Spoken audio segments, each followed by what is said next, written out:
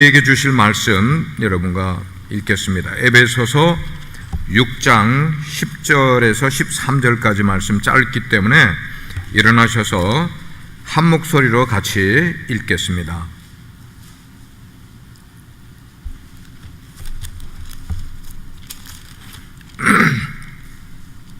에베소서 6장 10절에서 13절까지 우리 한 목소리로 같이 처음부터 읽겠습니다. 시작. 끝으로 너희가 주 안에서와 그 힘의 능력으로 강건하여지고 마귀의 관계를 능히 대적하기 위하여 하나님의 전신 갑주를 입으라. 우리의 씨름은 혈과 육을 상대하는 것이 아니요 통치자들과 권세들과 이 어두움의 세상 주관자들과 하늘에 있는 악의 영들을 상대함이라. 그러므로 하나님의 전신 갑주를 취하라. 이는 악한 날에 너희가 능히 대적하고 모든 일을 행한 후에 서기 위함이라. 아멘. 착석하시겠습니다.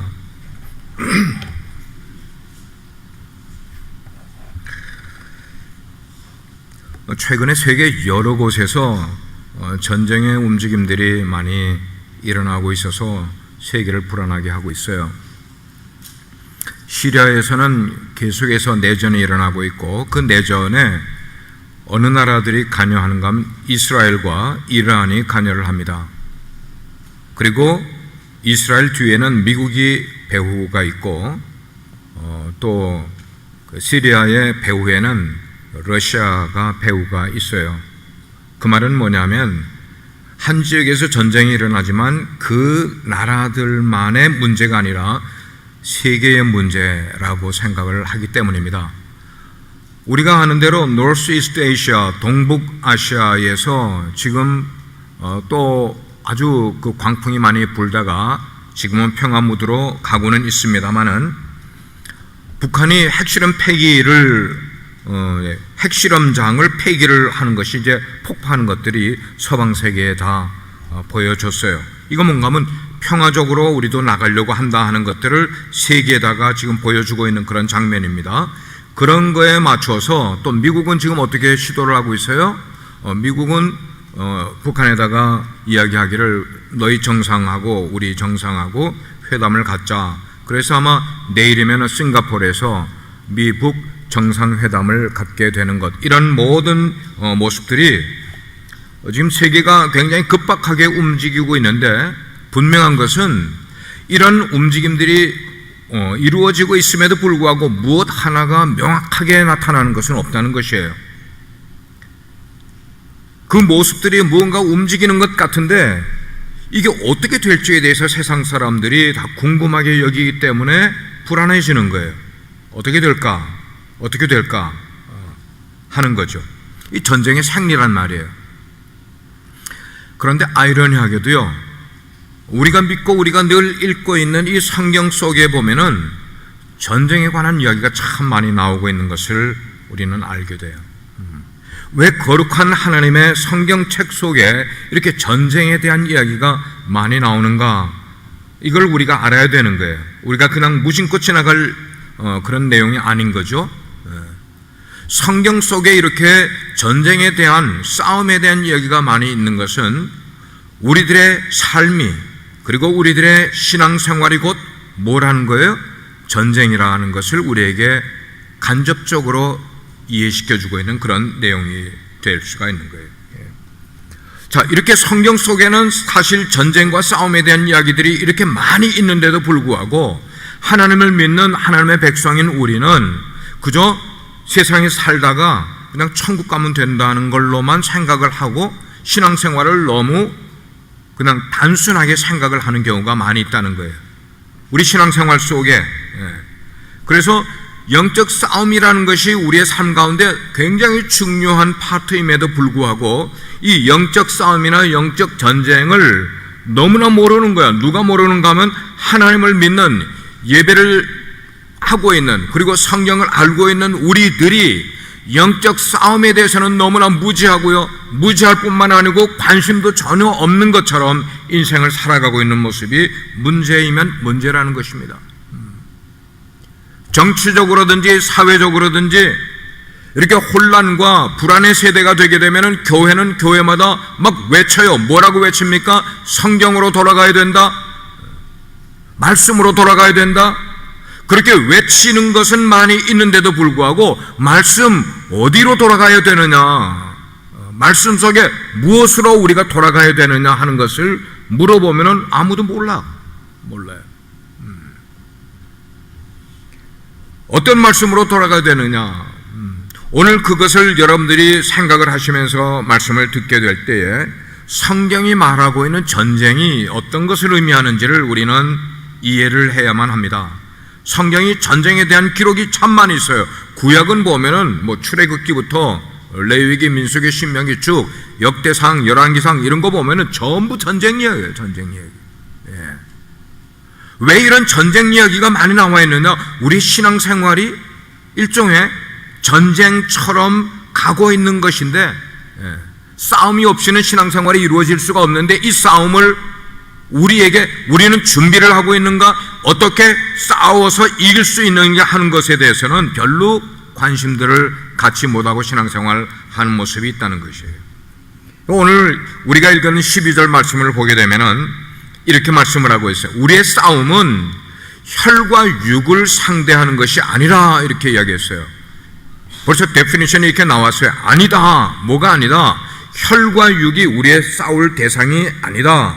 우리의 싸울 대상은 뭐냐? 통치자, rulers, 권세들, authorities, 이 세상의 어두움의 주관자들이라고 그랬고, 하늘에 있는 악의 영들을 상대해서 우리가 싸워야 한다, 이렇게 지금 말씀하고 있는 거예요. 이 성경의 내용을 바르게 아는 사람은 눈에 보이지 않는 악의 세력들에게 싸우려고 준비도 하고 있고 실제로 싸우고 있지만, 이 성경의 내용을 제대로 깨닫지 못하는 사람은 보이지 아니하는 악한 영들과는 싸우지 아니하고 보이는 사람들하고만 싸우는 거야. 자꾸만 싸우는 거예요. 여기에 지금 혈과 육이라는 것은 사람을 의미합니다. 그러므로 우리의 씨름은 영어로 struggle이라고 그랬는데, 우리의 struggle은 사람을 상대해서 해서 우리가 struggle, 싸우는 것이 아니다라고 성경은 말씀을 하고 있는 거예요. 여러분께 이제 말씀을 전개를 합니다. 사실 우리를 힘들게 하는 게, 세상 속에 우리가 살아가면서 우리를 힘들게 하는 게 다른 어떤 것보다도 사실은 우리를 힘들게 하는 게 뭐냐면 사람이에요. 사람이 우리를 힘들게 한단 말이에요. 사람이 우리를 괴롭히고 사람이 우리에게 어려움을 가져다 주고요, 우리를 타락하게 하는 건 누가 그래요? 사람이 우리를 타락하게 만들어 가고 있단 말이에요. 악한 정책은 누가 해요? 악한 사람이 악한 정책을 펴는 거예요. 그래서 어떤 정치적인 지도자나 어떤 정치적인 집단이 자기의 정권 유지를 만들어 가기 위해서, 자기의 욕심을 채우기 위해서 그렇게 행하는 경우가 많이 있어요. 많은 사람들을 이용하는 거예요. 많은 사람들. 언젠가 미국의 부시 대통령이 대통령 재임 시절에 북한을 향하여 북한은 악의 축이라고 표현을 한 적이 있어요. 그 표현은 성경에서 나온 표현이에요. 북한을 일컬어서 그렇게 일컬었어요. 악의 축이다. 그런 걸 보면은 우리가 그 배경을 우리는 조금 이해를 하게 되는데, 다시 12절 말씀으로 들어가 자세하게 여러분께 말씀을 드리면은, 그리스도인인 우리가 세상을 살면서 싸워야 될 대상은 우리 눈에 보이는 혈과 육이 아니요, 그 말은 내 옆에 있는 사람들하고 싸울 것이 아니라 보이지 않는 영적 세계가 우리의 싸움의 주된 대상이 되어야 된다고 지금 성경은 말씀을 하고 있는 거예요. 즉 나를 괴롭히는 사람이 주범이 아니라 나를 괴롭히는 사람 그 배후에 있는 어떤 악한 영적 세력이 주범인 것을 너희들은 깨달아 알고 사람들과 싸우려고 하지 말고 그 뒤에 배후에 그를 조종하는, 나에게 해를 가하고 나에게 악한 것을 가지고 오는 이런 그 배후의 세력들과 싸우기 위해서 너희들은 정신을 차리라. 지금 성경이 그 말씀하고 있는 거예요. 우리가 싸울 때에 싸움에서 승리할 수 있는 가장 빠른 길은 뭐냐면, 적진 가운데 적의 본부를 헤드쿼터를 공격을 해야 돼요. 그리고 적의 대장을 공격을 해서 대장을 넘어뜨리면은 그 싸움이 승리하게 되는 거예요. 만약에 허수아비와 같은 그 쫄병들을 아무리 죽여도 적은 파멸되지 못해요. 대장이 살아있는 한에는. 적의 진지 가운데 그 헤드쿼터가 본부가 파괴되지 않으면은 뭐 주변에 있는 것들 많이 파괴시켜 봐야 본부가 다시 결집해서 다시 일으키면은 그 전쟁이 다시 시작되게 되는 거예요. 오늘 우리가 읽은 이 성경 말씀이 우리에게 주려고 하는 게 바로 그건 거예요. 너희들은 신앙생활을 하면서 혈과 육을 상대하려고 하지 말라. 혈과 육은 뭐예요? 허수아비 같은 것이고 그것은 쫄병과 같은 그런 것인데 그것들과 싸우지 말고 그 허수아비들 배후에 있는 영적인 악한 세력들 그것들과 전투를 하라고 지금 말씀을 하고 있는 거예요. 자, 이게 영적인 전투에 대해서 여러분과 심각하게 나누기 전에 먼저 우리들 속에 어떤 관점이 있는가 하는 것을 먼저 생각을 해보려고 그래요. 여러분은 영적인 세계나 영적인 실제를 여러분의 삶 가운데 어떻게 받아들이시고 있는가 하는 거예요. 제가 이런 질문을 드리면 한번 생각해 보세요. 나는 내가 살아가면서 영적인 세계나 영적인 존재는 보이지 않지만 세력을 갖고 있는 그런 존재를 말합니다. 그런 세력에 대해서 어떻게 받아들이고 있느냐 하는 거예요. 제가 한번 예를 들어 볼게요. 이집트의 카이로 근방에 가면은 카이로에서 교회를 조금 빠져나가면은 피라미드들이 눈에 많이 들어와요. 어마어마하고 대단하게 큰 피라미드들이에요. 이 피라미드를 볼 때마다 좀 감탄이 나는데 어떻게 4,000년, 5,000년 전에 저렇게 어마어마한 피라미드를 지을 수가 있을까? 예를 들면은 쿱 왕의 피라미드라고 있는데 이 피라미드는 높이가 146m예요. 높이가 약 50층 건물 빌딩의 높이예요. 그리고 한쪽 면이 이렇게 사면이 사각형으로 되어 있다면 한쪽 면의 길이가 얼마나 약 230m나 돼요. 건물 하나인데. 그리고 거기에 벽돌을 쌓는데 이 벽돌이 아니고 이 돌인데 화강하면 이 돌 하나의 무게가 2톤짜리인데 이 2톤짜리의 돌을 230만 개를 사용해서 피라미드 하나를 만드는 거예요. 언제요? 4,000년 전에, 지금부터 5,000년 전에 피라미드를 그렇게 만드는 거예요. 근데 정말 놀랄만한 것은 그 피라미드이 뭐냐 하는 거예요. 그 건축물이, 여러분 피라미드 사용 용도가 뭘까요? 피라미드 사용 용도가 뭘까요? 무덤이에요, 무덤. 왕의 무덤이라고요. 그러면 이집트의 왕이 왜 이렇게 어마어마하게 큰 피라미드를 자기 왕의 무덤으로 지었을까를 생각을 하면 이유가 있어요. 이집트 왕은 우리가 살아가는 이 삶이 이게 진짜 세계가 아니고 죽음 이후에가 진짜 세계라고 믿고 있었기 때문이에요. 그러니까 내가 세상을 살면서 무엇을 준비해야 되느냐, 죽음 이후에 내가 있을 곳을 준비해야 된다 생각을 하는 거예요. 왕이 죽은 다음에 죽음 이후에 거쳐야 할 안식처를 준비를 해야 되는데, 그러니까 이집트의 왕은 왕에 올라가면서부터 피라미드를 짓기 시작을 하는 거야. 그게 10년이 걸리든지 20년이 걸리든지 피라미드를 짓기 시작하는 거야. 왜냐하면 죽음 이후에 내가 진짜 가서 살아야 될 곳이 바로 그곳이라고 생각을 하기 때문이라는 거예요. 더 이야기할 게 있지만 여기까지만 하고요. 왜냐하면 이건 비유이기 때문에.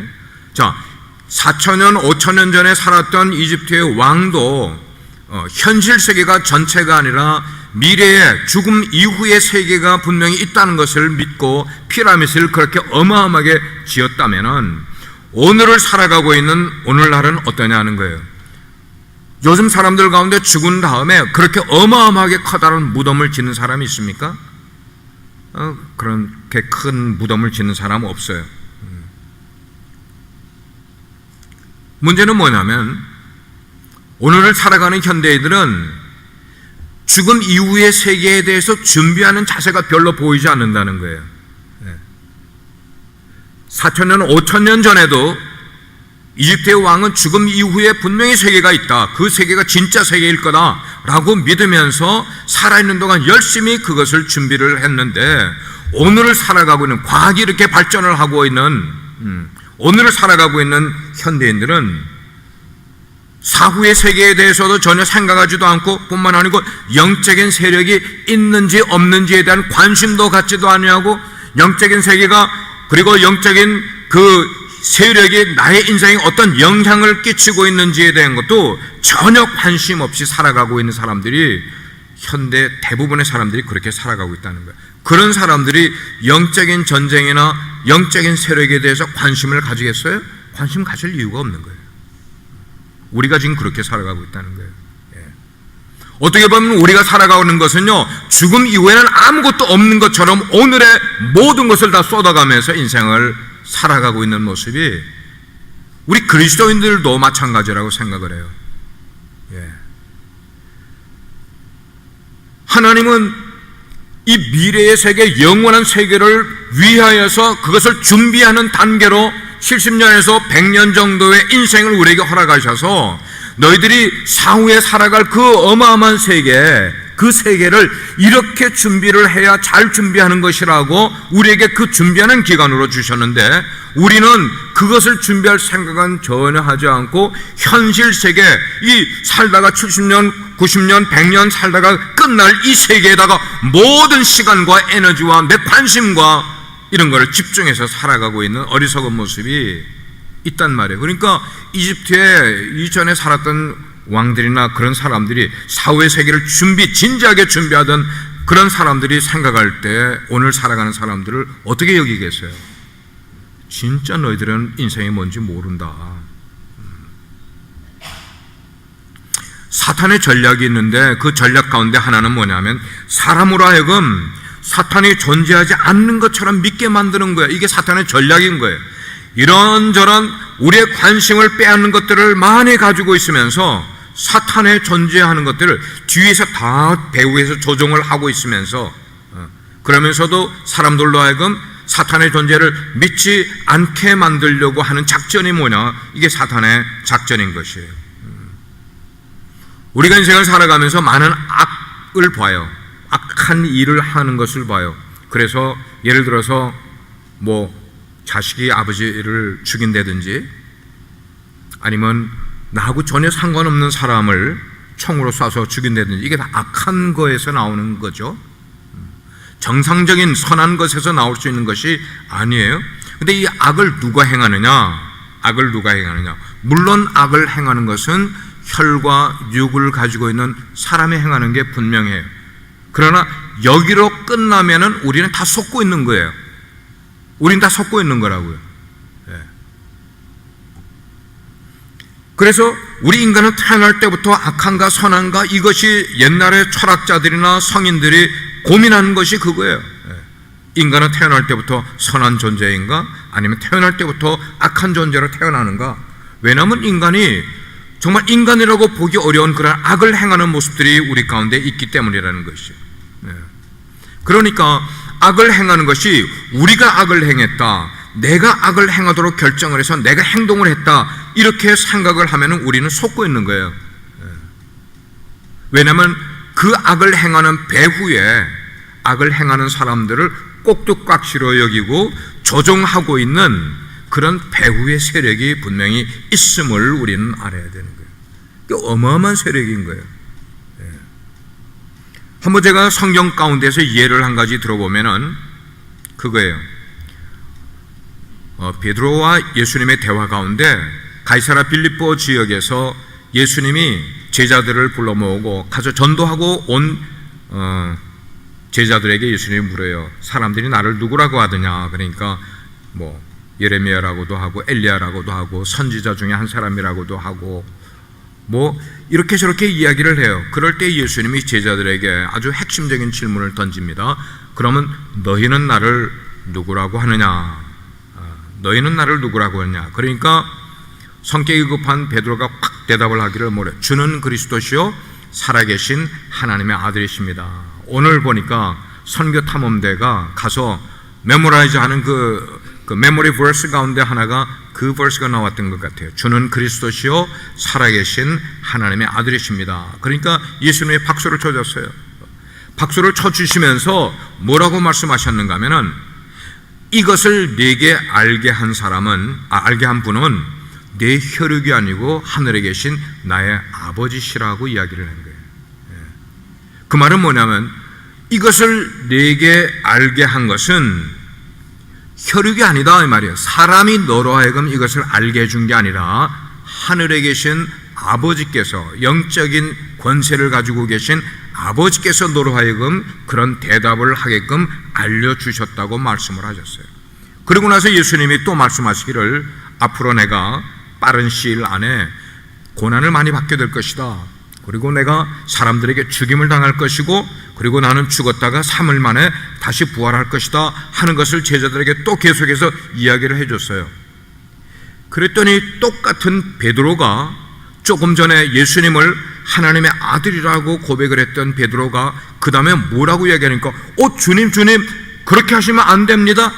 주님이 고문 당하셔도 안 되고 주님이 죽음 당하셔도 안 됩니다. 이런 일이 결코 주님께 일어나서는 안 될 것입니다 라고 이야기를 하니까 예수님이 똑같은 베드로에게 뭐라고 이야기하셨어요? 사탄아 내게서 물러가라 이야기하셨어요. 예수님의 제자인 베드로, 조금 전만 해도 칭찬을 해줬던 베드로인데 예수님이 왜 그 베드로를 향하여 사탄아 물러가라고 이야기를 하셨을까요? 베드로가 지금 그렇게 말하는 배후에 지금 뭐가 있었기 때문에요? 사탄이 있었기 때문에 베드로를 향하여서 예수님이 사탄아 물러가라, 베드로를 가만 놔두라, 지금 사탄에게 명령하신 거예요. 여러분, 이런 일들이 우리의 삶 가운데 일어나요, 안 일어나요? 우리가 자녀를 키우다 보면은 자녀가 전혀 사람 같지 않은 이상한 생각이 자녀 속에 들어간 적이 있고요. 우리가 사람들을 대하다가 보면 어떤 말을 들어보면은 저 사람이 도대체 저렇게 말하는 건 제정신으로 말하는가 아니면 뭐에 씌워서 저렇게 말하는가, 우리는 흔히 그렇게 이야기를 하고 있어요. 왜냐하면 사람의 배후에 조종하는 세력이 있기 때문이라는 것이에요.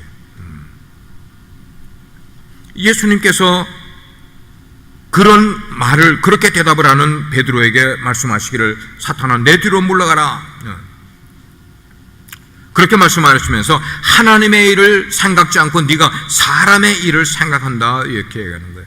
여기에 바로 어떤 악한 영의 정체가 드러나고 있는 것이 성경에 기록이 된 거예요.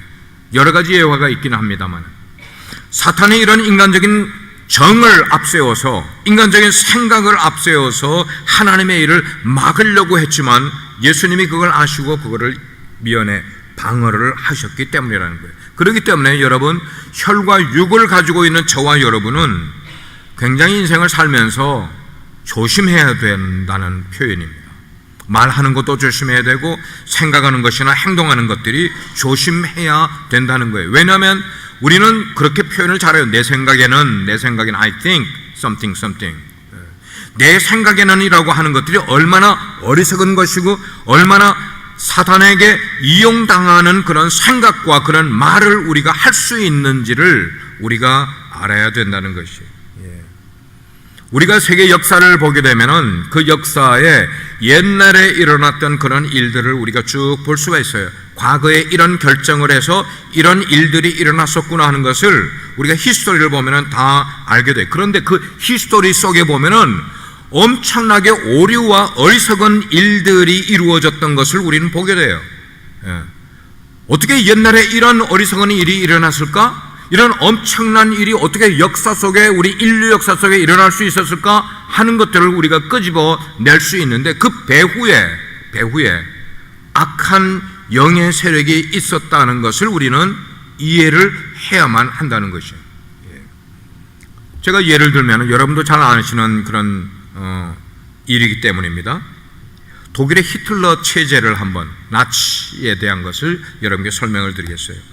유태인들을 억압을 했어요. 그리고 600만 명을 죽였단 말이에요. 학살을 했단 말이에요. 여러분, 이게 인류 역사에 실제로 일어난 것임을 믿지 못하는 분 있어요? 여러분 독일인들이 히틀러의 그 무리들이 유태인들을 600만 명이에요. 600만 명이 얼마나 되는 숫자인지 아세요? 우리 허스트에 사는 사람 다 모아봐야 5만 명밖에 안 돼, 인구가요. 근데 그 유태인들을 600만 명을 죽였단 말이에요. 이게 역사 속에 일어난 일이란 말이에요. 내가 직접 보진 않아도 역사의 기록을 보면 그게 다 우리는 알 수가 있는 거예요. 근데 문제는 뭐냐면 그렇게 유태인들을 학살을 하고 죽인 민족이 어느 민족이라는 거예요. 여러분, 세계의 철학의 본거지라고 말하면은 그 철학의 본거지는 우리는 독일이라고 이야기를 해요. 왜냐하면 독일에서 유명한 철학자들이 많이 나왔기 때문에. 작년에 김 목사님하고 독일을 방문했을 때 하이델베르그를 갔어요. 그 하이델베르그의 철학자의 길이라는 데를 이렇게 걸어갔어요. 철학자 니체가 매일 동일한 시간에 그 길을 산보를 한다는 그 길을 우리가 걸으면서 묵상하는 시간을 가져봤었어요. 독일은 철학자가 굉장히 많은 나라예요. 철학자는 뭐 하는 사람이에요? 철학하는 사람, 생각을 깊이 하는 사람. 여러분, 생각을 깊이 하는 그런 민족의 사람들이 다른 민족을 600만 명이나 죽이는 일이 이게 맨정신으로 일어날 수 있는 일이에요? 왜 그때 히틀러가 그렇게 유태인들을 죽일 때에 독일의 모든 교수들이나 독일의 모든 종교인들이나 독일의 모든 민간인들이 양심을 가진 사람들이 그걸 다 어그리 했겠냔 말이에요? 왜 그렇게 지지를 했겠어요? 이유는 한 가지예요. 배후에 누가 조종을 하는지를 모르고 속았기 때문이에요. 그때 당시에 그들은 모르는 거예요. 우리가 지금 속고 있는 엄청난 악한 영에 사로잡혀서 속고 있는지를 모르는 거야. 나중에 현실이 되니까, 이제 오늘날 훗날이 돼서 지금 우리가 살아가는 세대에 가니까 독일 사람들은 지금도 계속해서 유태인을 향하여서 우리가 잘못했습니다, 우리가 역사적인 오류를 범했습니다, 우리가 너무나 어리석었습니다 라고 그들이 잘못한 것을 그렇게 이야기를 하는 거예요. 세상 살아가는 많은 사람들이 어리석은 일에 분위기에 휩쓸려 살아가는 것이 얼마나 많은지 몰라요. 크게는 민족 간에 그렇지만 작게는 작은 공동체도 마찬가지예요. 휩쓸려서 살아가는 거예요. 분위기에 휩쓸려 살아가는 거예요. 나는 정말 그런 뜻이 아닌데도 누가 그렇게 하면은 끌려서 함께 분위기에 어울려서 그런 일들을 하는 것이 누구냐 하면은 인간인데, 이 인간은 뭐야? 혈과 육이라는 거예요. 우리 인간은 실수할 수 있는 존재이고 우리는 속아 넘어갈 수 있는 존재인데, 우리는 그 속아 넘어갈 수 있는 어리석은 허스와의 같은 그는 혈과 육을 다하여 상대하여 싸우려고 하고 아웅다웅거리고 다투고 이렇게 하지 말라.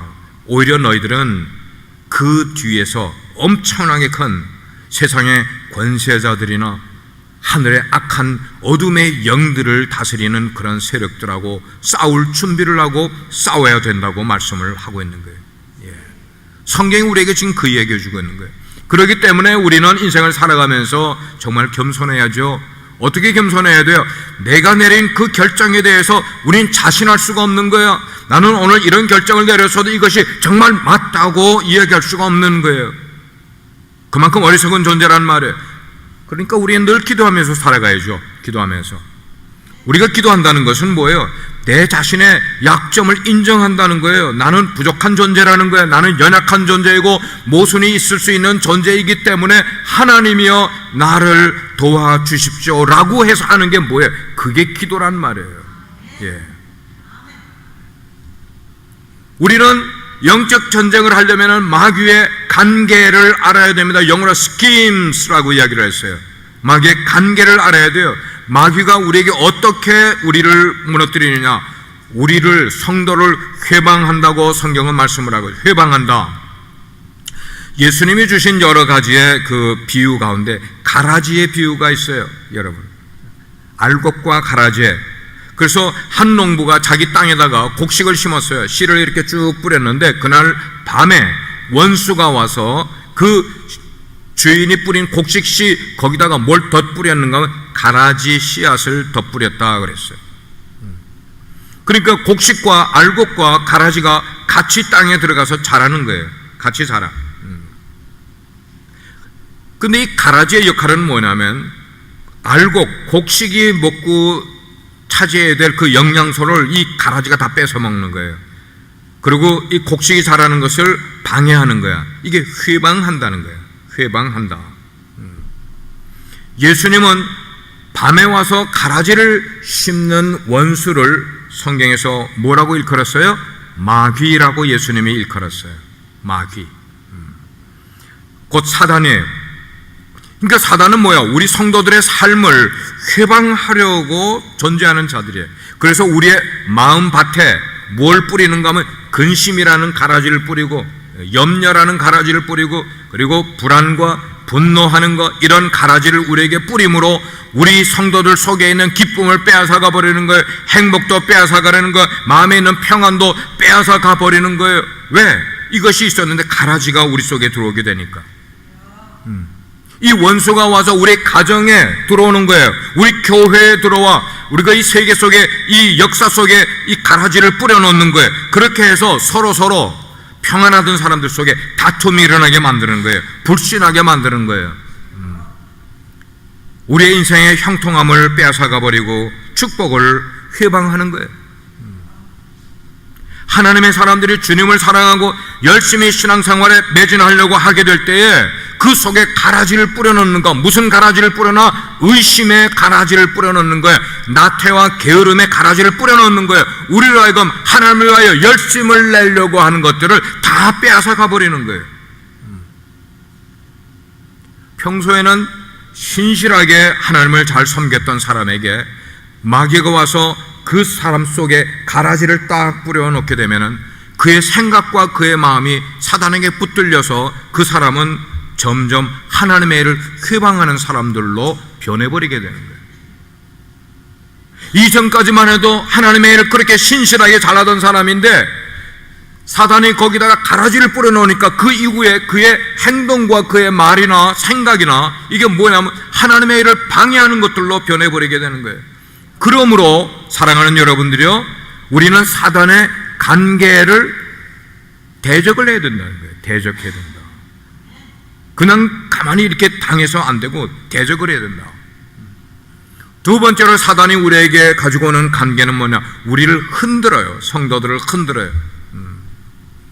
누가복음 22장 31절 말씀에 보면은 예수님이 그래요. 시몬아 시몬아 보라 사탄이 너희를 밀가부르듯 하려고 요구하였다 그랬어요. 밀가부르듯 하려고. 밀가부르는 거, 밀을 까부르면은 알곡과 쭉정이가 나뉘게 되는 거예요. 그래서 계속 밀을 이렇게 까부르면은 알곡은 점점 주인의 안쪽으로 들어오게 되고 쭉정이는 점점 바깥으로 가. 그러면 더 하게 되면 이게 흔들면서 쭉정이는 바깥으로 다 떨어져 버리게 되는 거예요. 사탄이 하나님의 백성들을, 성도들을 그렇게 흔든단 말이에요. 어떻게 흔들어요? 온갖 거짓말을 동원해서 여러분들을 흔드는 거예요. 여러분들을 속이는 거예요. 계시록 12장에 보면은 큰 용이라는 그 이름이 나와요. 큰 용. 그 용이 내어 쫓기게 되니까 옛 뱀 곧 마귀라고도 하고 사단이라고도 하는 이 온 천하를 꿰는 자가 그 큰 용이다. 이게 마귀의 존재를 여러 단어로 지금 설명해 놓은 거예요.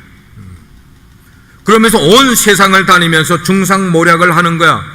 이 중상모략을 하다가 누구에게도 다가오는 거예요. 성도들에게도 다가오고 교회 속에도 다가오는 거야. 그래서 성도들 간에 중상모략을 일컫게 되니까 사람들을 이간질하게 되니까 성도들이 흔들림을 당하고 교회가 흔들림을 당하는 일들이 일어나게 되더라는 거예요. 사탄은 우리를 유혹해. 그래서 하나님을 향한 우리의 마음, 정말 진정하게 하나님께 예배드리려고 하는 마음, 하나님을 사랑하는 그런 마음들을 우리로부터 빼앗아가는 거예요. 그래서 우리로 하여금 그냥 하나님을 사모하던 마음에서 죄를 지는 마음으로 변하게 되고 타락하게 되는 마음으로 변화시키게 되는 거예요. 마치 뭐처럼요, 달콤한 사탕이 우리 입에 들어오게 될 때는 단 것 같지만 그 사탕을 입에 물고 많이 먹으면은 이빨이 어떻게 돼요? 다 상해서 썩어버리게 되는 것처럼 우리 영혼의 삶 속에 사탄이 이렇게 달콤한 것처럼 들어와 유혹을 하게 돼서 우리의 영혼을 다 망가뜨리고 부패하게 만드는 모습들을 우리는 보게 됩니다. 사탄의 세 번째 계략은 뭐냐? 성도들을 그냥 다 집어 삼켜버리는 그런 모습이 나와 있어요. 우리 성경 구절 한번 같이 읽을까요? 여러분, 베드로전서 5장 8절 말씀 같이 한번 읽을까요? 시작. 근신하라, 깨어라.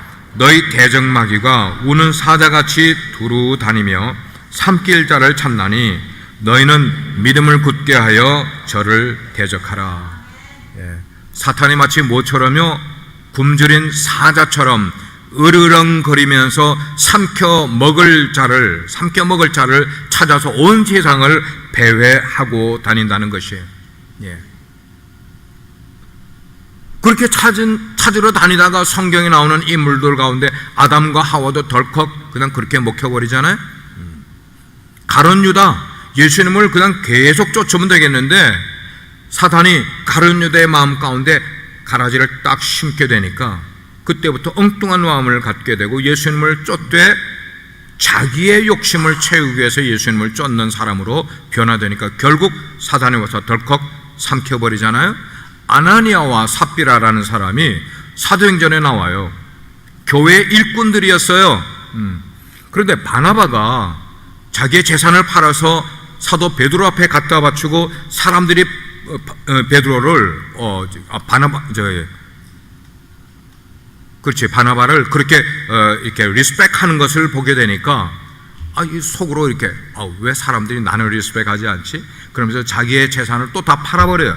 팔았는데 베드로 앞에 가지고 나오는데 갑자기 속에 욕심이 생겨서 절반만 가지고 나왔다가 마귀에게 삼켜 먹힌 바 되는 존재가 아나니아와 삽비라는 존재예요. 성경에 이름은 기록되어 있는데 좋은 의미로 기록되지 못하고 나쁜 비유의 이름으로 기록이 된 그런 사람들이 다 사단의 밥이 된 그런 사람들이에요. 지금도 사단은 세계를 다니면서 어쩌면 교회들 가운데 성도들 가운데 믿음이 연약한 자, 믿음이 병들어 있는 자 이런 사람들을 찾아가서 뭐 하려고요? 삼켜버리려고 눈에 불을 켜고 다니고 있는 것을 우리는 알고 있느냐 하는 거예요. 거기에 관심을 가지고 있느냐 하는 거예요. 이런 사단의 관계를 알고 우리로 하여금 대비해야 된다고 말씀을 하고 있어요. 사단이 우리에게 다가올 때, 우리를 넘어뜨리려고 할 때 어쩌면 과학 만능주의로 우리에게 다가올 수도 있어요. 어쩌면 물질을 통해서 재물에 대한 욕심을 가득 심어줌으로 우리로 하여금 우리의 마음을 거기에다가 빼앗기게 만들어 갈지도 모르겠어요. 어쩌면 개인주의로 나만 잘 되면 된다는 그런 식으로, 어쩌면 민족주의로 우리 민족만 잘 되면 된다는 식으로. 지금 미국 대통령이 지금 주장하고 있는 것 가운데 하면 우리 미국 시민권자들을 보호하기 위해서라면은 이 땅은 그들을 위해서 준비된 땅이고 이 나라는 그들을 위해서 정치를 하는 나라이고 전부 우리 시리즌만. 이게 뭐냐면 민족주의로 가게 하는 거예요. 민족주의로. 사람들로 하여금 사치를 하되 허영에 넘치게 사치하게 만드는 그런 모습들을 영적으로 감각이 없이 뭘 봐도 전혀 영적으로 깨닫지 못하는 그런 모습으로 만들어가는 것도, 이게 다 뭐냐면 우리가 지금 대상으로 싸워야 될 대상들이 바로 이런 것들임을 우리는 알게 되는 거예요. 이 가치관이라고 그러죠. 가치관. 사실 우리가 싸워야 되는 것은 살아가면서 이 가치관 문제로 싸워가야 된다는 거예요. 여기서 강력한 영적 싸움이 막 일어나야 되는 거예요. 어쩌면 그 가치관이 우리 가정에 들어오면은 남편의 가치관과 아내의 가치관이 다르면은 부부 간에 싸움을 만들어 가게 돼 있어요. 부모와 자녀 간의 가치관이 다르게 형성이 되어 있으면은 부모와 자녀 간에 다투지 않을 일들로 다투게 되고 싸움이 일어나게 되어 있어요. 우리 이웃들이 세상적인 가치관을 가지고 있는 사람이 슬그머니 우리로 하고 가깝게 교제를 하면서 세상적인 가치관으로 하여금 이렇게 살아야 된다고 우리에게 계속 이야기해 주면 나도 모르게 내 마음이 이웃의 그 세상적인 가치관으로 슬그머니 빠져 들어가는 이런 것이 사탄이 우리를 영적으로 넘어뜨리려고 하는 계략이 바로 그런 것들이란 말이에요. 사탄의 계략이 어디까지 들어왔어요? 우리 살아가는 안방의 가장 깊숙한 곳까지 언론이라는 것을 통해서 우리의 귀와 우리의 마음을 다 사로잡고 있단 말이에요. 언론뿐만 아니라 TV의 여러 가지 프로그램을 통해서 우리로 하여금 하나님을 향한 관심으로부터 세상적인 관심으로, 그것도 아주 폐악한 그런 것들, 프로그램들을 우리에게 보여줌으로 우리로 하여금 거기에 시간과 우리의 모든 열정과 관심을 빼앗기게끔, 그래서 내가 하나님을 생각하고 있는지조차 모르고 하나님을 예배하는 존재인지조차도 모르게 인생을 살아가게끔, 이렇게 연약하게 살아가게끔 만들어주는 것이, 이게 다 뭐냐면 우리가 대적하고 우리가 저항해야 될 일들이 바로 지금 제가 나열해드린 이런 일들임을 우리가 알아야 되는 거예요. 자, 그러면 성경은 우리에게 싸움을 위해서 어떻게 준비하라고 말씀을 하고 있느냐? 본격적인 영적 싸움을 준비해 보도록 해요. 그래서 군인이 영적 싸움을 하기 위해서 필요한 것, 그게 뭔가 하면 아머라는 거야. 무장을 하는 거예요. 무장을. 그래서 성경은 11절의 말씀 가운데 이렇게 말씀을 하고 있어요. 마귀의 간계를 능히 대적하기 위하여 하나님의 전신갑주를 입으라. 그리고 13절에 또 말씀하기를, 그러므로 하나님의 전신갑주를 취하라. 여러분, 취하는 것이나 입으라는 것이나 똑같은 그런 의미예요. 전신갑주를 입은 사람의 모습은, 여러분들이 역사를 공부를 하면서 고대 로마의 그런 병사들이 어떤 갑옷을 입었는가 하는 것들을 생각하면 돼요. 머리에는 어떤 투구를 쓰고, 가슴에는 어떤 흉배를 붙이고, 왼쪽 팔에는 방패를 들고, 오른쪽에는 검을 들고, 신발도 신고 허리띠를 띠고. 여러 해 전에 소아시아를 방문을 하는 가운데 고린도라는 지역에 갔을 때 쭉 다 보는 가운데 거기 수비니어 파는 그 어느 한 가게에 보니까 요만하게 브론즈로, 청동으로 만든 그 로마 군인이 이렇게 딱 칼을 들고 있는, 그걸 만지작 하다가 제가 그냥 부피가 있을 것 같고 무겁기도 하고 그럴 것 같아서 그냥 왔더니 같이 갔던 우리 집사님이 그거를 사가지고 저한테 선물을 주셨어요. 그래서 제 지금 목양실에 책상 위에 그걸 항상 앞에 두고 있어요. 어떻게 하라는 거예요? 전신 갑주를 입고 살아야 된다 이거예요. 군인은 전쟁에 나갈 때 그냥 맨몸으로 나갈 수가 없어요. 내가 상처를 입지 않기 위해서는, 저기 화살을 쏠 때에, 아니면 내가 싸워서 승리하기 위해서는 이렇게 전신 갑주를 입어야 된다. 무장을 잘 해야만 한다는 것이. 그런데 우리가 알아야 될 것은요, 알아야 될 것은 우리가 싸우는 것 아니고, 그리고 우리의 능력으로 싸우는 것도 아닌 것을 우리는 알아야 돼요. 아멘입니까? 예. 왜냐하면은 우리는 마귀를 대적해서 싸우면 이길까 질까요? 우리는 능력이 없어요. 우리는 져요. 그런데 성경을 보니까, 오늘 10절 말씀을 보니까 그렇게 말씀하고 있어요. 주 안에서와 그 힘의 능력으로 강건하여지라. 그 힘의 능력, 여기 그 힘이라는 게 뭐예요? 그분의 힘이라는 거예요. 그분의 힘, 누구예요? 하나님의 힘이라는 거예요. 예수 그리스도의 힘이라는 거예요. 예, 그렇습니다. 우리가 마귀와 싸우게 될 때는 누구와 힘을 얻어서 싸워야 되는가 하면 하나님의 아들 예수 그리스도께서 주신 힘으로 싸워야 되는 거예요. 근데 사도 바울이 답답한 것은, 지금 이 에베소서 6장을 쓰면서 참 답답해하고 있어요. 바울이. 그 답답해하는 이유는 뭐냐? 우리 안에 하나님이 이미 베풀어 주신 능력이 얼마나 큰 것이 있는데도 불구하고 너희들이 왜 마귀와 싸우면서 그 능력을 사용하지 않고 있느냐, 왜 그걸 알지 못하고 있느냐, 그 말이에요. 그러니까 답답해하는 거예요. 하나님이 우리에게 이미 하나님의 능력을 주셨음을 믿으시기를 바랍니다. 우린 그 능력으로 싸워가는 거예요. 하나님이 전신갑주를 우리에게 이미 주셨단 말이에요. 예. 우리가 읽은 에베소서 6장 그 이하에 보면은 영적 그 전신갑주가 어떻게 주어졌는지 알려주고 있어요. 여러분들이 영화를 보게 될 때, 저는 사이파이 영화는 뭐 재미도 없지만 그게 비성서적인 것들이 너무나 많아서 보지 않습니다만, 그런 사이파이 영화에 나오는 거, 많이 나오는 사이파이 영화, 그 뭐죠? 링 나오고 하는 거 있잖아요. 좀 몰라요. 잘 모르겠어요. 근데 그런 영화들, 신화와 같은 그런 영화들을 보게 되면은 그 주인공이 믿는 신이 있어요. 근데 그 신이 그 주인공을 통하여 자기가 이루려고 하는 세계를, 제국을 이루기 위해서 그 주인공에게 뭔가를 하사를 해요. 근데 그 주는 게 뭐냐면 방패 같은 거를 주면은 이 방패는 어떤 적이 뭔가를 이렇게 해도 이 방패만 있으면 다 막을 수 있는 거, 이런 걸 준다고요. 예. 아니면 검을 주는데 이 검은 무엇든지 이렇게 치면은 잘라지고 죽일 수 있는 그런 검을 신이 그 주인공에게 그 일을 이루기 위해서 그걸 주는 거예요. 이런 거 여러분 영화나 뭐 이렇게 신화 이야기 보면은 많이 있는 걸 알게 되잖아요. 마찬가지예요. 마찬가지. 하나님께서 우리에게 이 세상을, 하나님이 다스리는 이 세상을 계속해서 침범하고 있는 영적 세력인 마귀의 세력을 이기게 하기 위해서 하나님이 우리에게 주신 아머가 있어요. 그게 바로 전신 갑주를 취하라고 말씀을 하고요. 이게 신적인 무기인 거예요. 신적인 무기. 하나님이 주셨기 때문에 이건 천하무적, 어떤 것도 이길 수 없는 그런 것들을 우리에게 주셨음에도 불구하고 우리가 그걸 사용하지 못한다면 우리는 질 수밖에 없는 거죠.